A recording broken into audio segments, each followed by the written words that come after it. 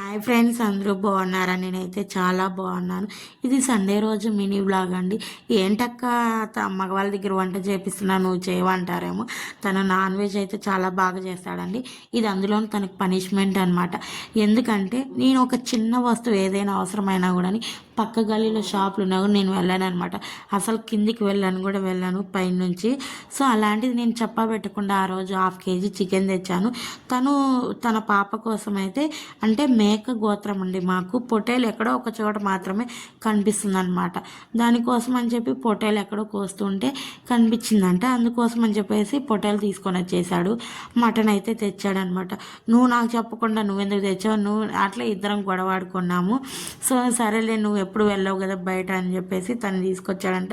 అనవసరమైన టైంలో 100 సార్లు ఫోన్లు చేసి విసిగిస్తాను, కానీ ఇలాంటి టైంలో తను చేయలేదు నేను చేయలేదు అనమాట. ఎవరి పాటికి వాళ్ళు తెచ్చేసాము.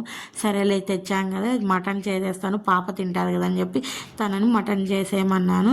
సో నేను తెచ్చిన చికెన్ మాత్రం ఫ్రిడ్జ్లో అలానే పెట్టాను. ఇది ట్యూస్డే రోజు అయితే చేస్తాను అనమాట. ఇలా ఉంటుందండి. ఫోన్లు ఉన్నా కూడా అవసరమైన టైంలో అయితే చేయము, అనవసరమైన టైంలలో ఉపయోగిస్తాం చేస్తామన్నమాట. మేమైతే ఇలా అనమాట. మీరు కూడా